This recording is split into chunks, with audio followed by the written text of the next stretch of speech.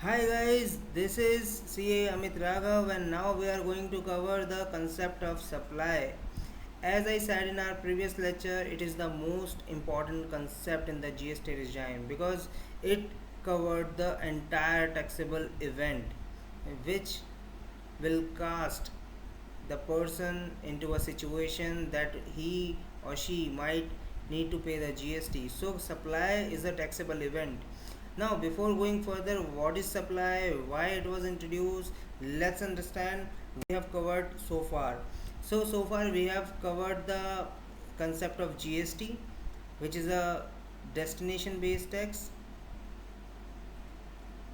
Now, then we have also covered the history of the GST, how it was introduced in India and who introduced it, how this journey was so far, and we have also covered the need of the GST, like because of the deficiencies in the existing system that led to the introduction of the GST in India.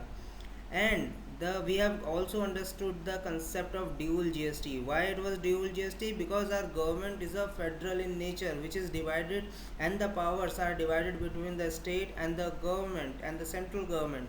So this is the reason the concept of dual GST framework was introduced in India. And then we move further to the Constitutional Amendment Act. We have understood that to Article 246A, by which the concept of GST was introduced in the Constitution, and we have also understood the journey of the Constitutional Amendment Act 101. We have also understood the various terms which were defined under the Article 266 366, sorry. And then we move further with the GST Council. We understood the vision of the GST Council, the composition and the type of body it was in the, whether it's a constitutional body or non-constitutional body or a semi-constitutional body. Then we have also understood the concept of the direct taxes and indirect taxes. The direct taxes is the person on which the government collects and levy the burden on a same person, like the income tax. In case of an indirect tax, the burden levies on the another person while the payment is made by the different person. So this is the reason it is called the indirect taxes. So now let's move further towards the coverage of today's lecture. Today we are going to cover the taxable event, and we would also cover what does it mean by supply with the consideration in course or furtherance of the business.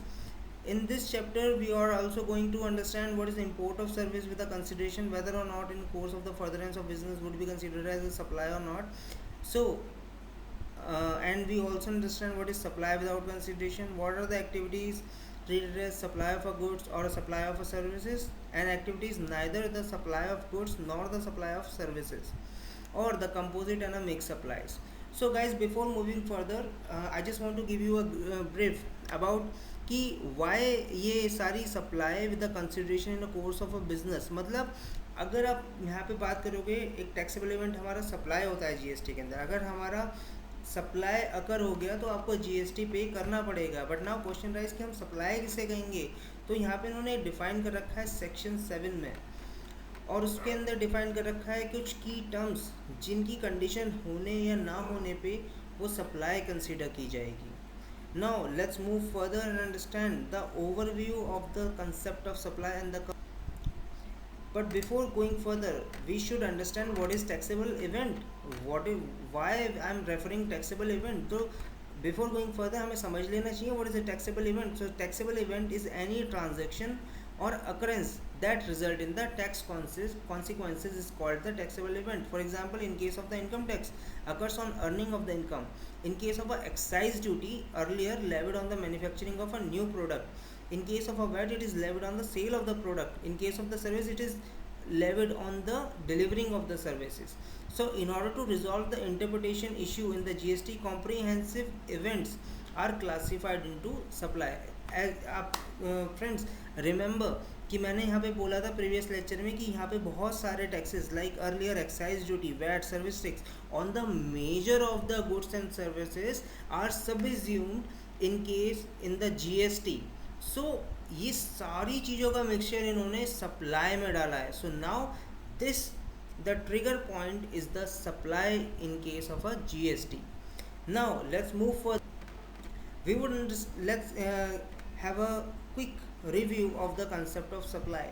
So the concept of supply has been defined in section 7, and section 7 defines the meaning and the scope of the supply.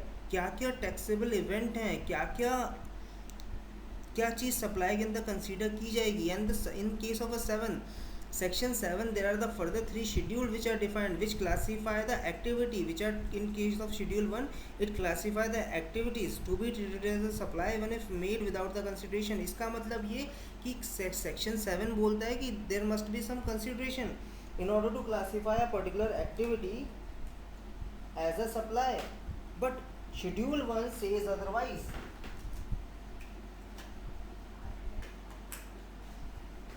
So this is the reason. अच्छा मैं आपको पहले बता दूं कि earlier when the GST was introduce there were not schedule, there were the provisos, but as we move further by way of the Amendment Act 2018 they inserted the schedules now. So I can say कि schedule 1, 2, 3 which classified the activities to be considered as a treated as supply even if made without the consideration. For example अगर मैंने आपको कुछ नहीं दिया, यानी कि एक सिंपल एक transfer without the consideration would tantamount to the supply. In case of schedule 2 it classified the activity or transaction to be treated as either supply of a goods or supply of a services. So schedule 2 define करता है कुछ ऐसी activity जिसको या तो आप उसे supply of service बोलोगे या फिर सप्लाई ऑफ गुड्स बोलोगे. आप दोनों ऐसा नहीं बोल सकते कि सप्लाई ऑफ सर्विसेज भी है, सप्लाई ऑफ गुड्स भी है. और ये क्यों, अगर ये शेड्यूल 2 क्यों आया, क्योंकि प्रीवियस लॉज में अगर आप मान करके चलो कि जब आप बिल्डिंग बना रहे होते थे तो आपको ये कंसिडर होता था कि सप्लाई ऑफ गुड्स भी है और सप्लाई ऑफ सर्विसेज भी है. तो आप सिमिलर चीज़ों के ऊपर आप गुड्स के ऊपर आप वैट भी लेते थे, और सिमिलरली आप अंडर कंस्ट्रक्शन प्रॉपर्टी होती तो आप उसके ऊपर सर्विस टैक्स भी चार्ज करते थे. So now in order to resolve this dilemma the schedule 2 has been inserted in the new tax regime. Now let's come to the schedule 3rd. The schedule 3rd covers such activities which are neither to be treated as a supply of goods or neither to be treated as supply of services. तो इसका मतलब क्या, इसका मतलब ये this schedule gives the exemption to the certain activities which are not covered in the GST. And now then we will move forward to the concept of composite and the mixed supplies. This would be covered in section 8. So now move further. The all form of supply of goods or services or both. So now we would understand the concept of supply as only goods and services are to be treated as supply. Other than goods or services are not considered as supply. But what is other than goods or services? The other than goods or services is money and security. So in case the money or security shall not be treated as supply, however the services pertaining the activity relating to the money or services, money or security would be considered as supply. Now let's move further to the what does it mean by goods and services. आप किस चीज़ को goods कहोगे, किस चीज़ को services कहोगे. तो now goods has been defined in a very literal manner. So the goods means every kind of a movable property. That means anything which moves would be a goods, or anything other than goods is a services. But it excludes the money and a security. But it includes the goods includes the actionable claim, growing crops, grass, and the things attached to or forming the part of the land which are agreed to be served before the supply or under the contract. Similarly, in case of a services, it includes anything other than goods, but includes activities relating to the use of money.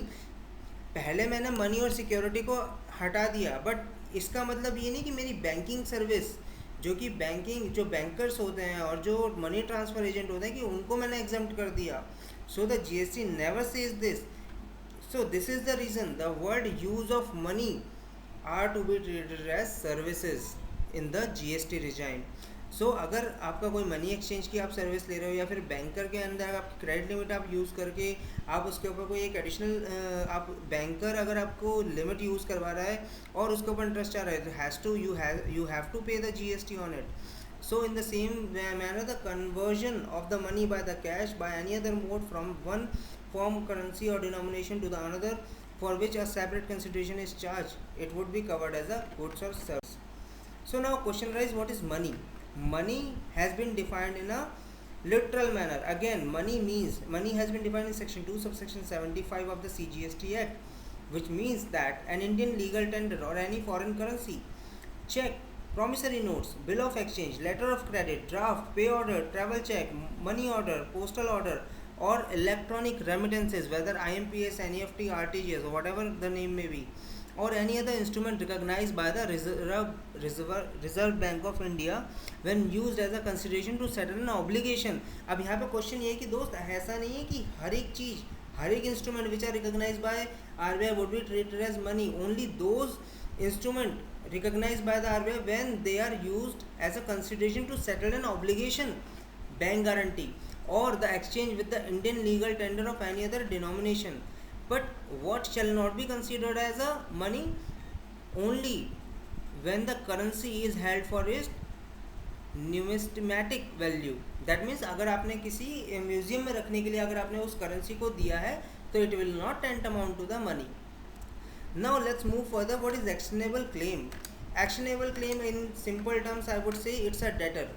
It's a claim to any debt. अब इसके अंदर कौन सा date, अच्छा मेरे date तो वो भी होंगे जो मैंने लैंड अगेंस्ट, जो मैंने लोन अगेंस्ट प्रॉपर्टी ले रखा है या फिर मैंने किसी का हाइपोथिकेशन या कोलेट्रल में रख रखा है. So this is the reason actionable claim has been defined in section 2 subsection 1 of the CGST, which means that any claim, a claim to any debt other than debt secured by the mortgage of the property, by hypothecation, a pledge of the movable property, or any beneficial interest in the movable property. यानी कि अगर आपने किसी stock state, अगर आपने stock के against में limit ले रखी है तो वो भी आपका एक्शनेबल क्लेम नहीं होगा. आइदर एक्चुअल और a constructive of a claimant which the civil court recognise as a affording ground for the relief. जहाँ पे सिंपल सी बात आप ये देखिए कि यहाँ पे मेरे पास एक प्रॉपर्टी है, अगर कल को कोई डिफॉल्ट होता है तो मैं उसकी प्रॉपर्टी कब्जा सकता हूँ. So this is the reason. अब ये whether such debt is a beneficial interest to be existent, accruing, conditional, or the contingent. Existent means it is present at the present time, or it is not presenting, or it is accruing over the period of time. सो इसके ऊपर जो interest है वो भी आपका actionable claim में cover होगा. In case अगर आपकी डेट है और डेट अगर आपका एक्शनेबल क्लेम है और उसके ऊपर अगर आपने इनवॉइस के अंदर लिख करके देते हो कि इतने दिन के बाद आपका 2% इंटरेस्ट चार्ज होगा, so the accruing interest would be consider as a actionable claim. And the conditional actionable claim like कि 3 महीने बाद आपसे 3% इंटरेस्ट हम लेना शुरू कर देंगे. और contingent means in case of the insurance claim it is also consider as a contingent. कि कल को अब like in case of the COVID-19 many of the businesses have filed the claim against the insurance claim. So because it was a contingent, there would be a possibility that they will have to give the losses which are suffered by the businesses. So now so far we have understood the parameter of the supply, and the parameter are there must be a goods or services, it must be for the consideration, and it must be in the course or furtherance of the supply. But question is consideration. So consideration must be the consideration is payment in money or otherwise for the supply or monetary value of any act by the recipient or any other person. Deposit to be considered only if when the supplier applies as a deposit as a consideration for the said supply, excluding the subsidy given by the central government. So any transaction involving supply of a goods or services without the consideration is not a supply unless and until it is deemed to be the supply under schedule 1. So guys, as I told earlier, schedule 1 define करता है ऐसी activity जिसके अंदर आपकी consideration हो या ना हो, आपको उसे सप्लाई मानना पड़ेगा, आपको GST उसके ऊपर लगानी पड़ेगी. बट यहाँ पे कंसिडरेशन का मतलब है कोई भी मॉनेटरी वैल्यू और otherwise. Monetary value doesn't mean कि आपको केवल मनी में देना है, it must be in kind.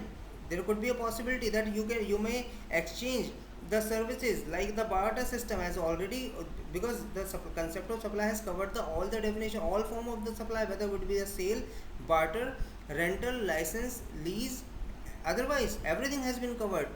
So in the similar manner, but the earnest money deposit, अगर आप किसी कॉन्ट्रैक्ट को देने के लिए अपनी अगर आप डिपॉजिट रखते हो तो that shall not be considered as a consideration unless and until when the supplier applies such deposit as a consideration for the said supply, कि आपको इतना देना ही पड़ेगा क्योंकि उसके ऊपर मेरे को इंटरेस्ट अर्न करना है इतने अमाउंट का, तो वो आपको कंसिडरेशन माना जाएगा इंटरेस्ट के लिए. फॉर एग्जांपल अगर मैं बात करूँ तो मैंने कहा कि अगर आप यहाँ पे रह सकते हो तो यहाँ पे मेरे को आपको लेकिन इतनी आपने कंसिडरेशन मैंने इस तरीके से कहा कि मेरे को 10 लाख रुपये चाहिए, तो 10 लाख के लिए आपको क्या करो कि आप मेरे को एक तो 8 लाख रुपए दे दो और 2 लाख रुपए के ऊपर मेरे को एडिशनल दे दो, जिसके ऊपर इंटरेस्ट के लिए आपका कोई हकदार नहीं होगे और इंटरेस्ट उसके ऊपर मैं लेता रहूँगा. So the additional interest would will take the so these are called the advances and this will take the form of the supply. Otherwise अगर शेड्यूल 1 के अंदर है, अगर केवल एक्सेप्शन अदरवाइज विदाउट कंसिडरेशन का शेड्यूल 1 है. अब now further important term is in furtherance of the business. Now question arises, what is business? Any trade, commerce, manufacture, profession, even if there is no monetary benefit, still any activity incidental to or ancillary to it or any activity of the same nature even if no volume और no continuity. ना question rise कि ऐसा होता है कि मैंने केवल पूरे साल में एक ही ट्रांजेक्शन करा तो क्या मेरा वो बिजनेस नहीं होगा? नो. यहाँ पे जीएसटी के अंदर ये मेन चीज़ है कि पहले बहुत सारे लिटिगेशन होते थे, तो यहाँ पे ये डिफाइन किया जाता था कि क्या बिजनेस है क्या बिजनेस नहीं है. तो ये डिटर्मिन किया जाता है कि आपका वॉल्यूम क्या है, आपका नेचर क्या है बिजनेस का, उसकी कंटिन्यूटी कितनी है कि आप केवल 1 महीने के लिए करते हो, 2 महीने के लिए करते हो. सो नाउ ये सारे क्राइटेरिया कोई कंसीडर ही नहीं करते जीएसटी में. जीएसटी में सिंपल सी चीज़ है, अगर आपने एक बार भी ट्रांजेक्शन करा तो वो भी कंसीडर होगा एज अ ट्रेड, कॉमर्स और मैन्युफैक्चर, इवन अगर आपने पूरे साल में एक बार भी किया है तो. So the supply acquisition of the goods including the capital goods in connection with the commencement or the closure of the witness would be also covered as a business. और आपकी कोई भी activity which would furtherance, which would support these kind of the activity like the provision of the facility by the association etc to its member for the consideration and the admission for the consideration like to any other premises or services as a holder of the office or activities of the race club are to be considered as a supply if it promotes these kind of a activity which is defined in the definition of the business. The business has been business include any trade, commerce or manufacture, profession even if there is no monetary benefit. Now let's have a close look. Manufacture has been defined as the emergence of a new product. Profession is where the particular skill set is used. Vocation is kind of a pursuit of a particular person, adventure or any activity or transaction which are related to the above activity. So these are the activity. But now here comes a like पहले क्या होता था, totaliser जो हमारे बेट लगाते हैं उनकी services को कवर नहीं किया था इस बिजनेस की डेफिनेशन में. तो नाउ बेट लगाना भी एक डेफिनेशन है, तो बेट लगाना भी इन्होंने एज अ बिजनेस कंसीडर करा. तो this is the amendment. Activities of the race club including by way of the totalizer or any license to book maker or activities of a license book maker in such club. पहले क्या था कि club की activity को आपने business माना था, but club की अगर आप फर्दर करो तो उसके अंदर भी क्या होता है, एक बेट लगाने वाला बंदा होता है कि बुक की एक लाइक यू कैन से, तो उसको उन्होंने जीएसटी के दायरे में नहीं लिया था, उसको उन्होंने बिजनेस कंसीडर नहीं करा. तो दिस इज द रीज़न कि उन्होंने इसको भी बिजनेस कंसीडर कराया. Now 7. Now let's come to the definition of the person. Person includes an individual, HUF, company, firm, limited liability firm or an association of the person or any other corporation, any body corporate, incorporated by or corporate society or local authority. So guys, for today we would stop here and our next class agenda would be the coverage of the subsequent concept in the concept of supply and the schedule 1, 2, 3 we would be covering in detail along with the illustrations and the past examination questions. Thank you.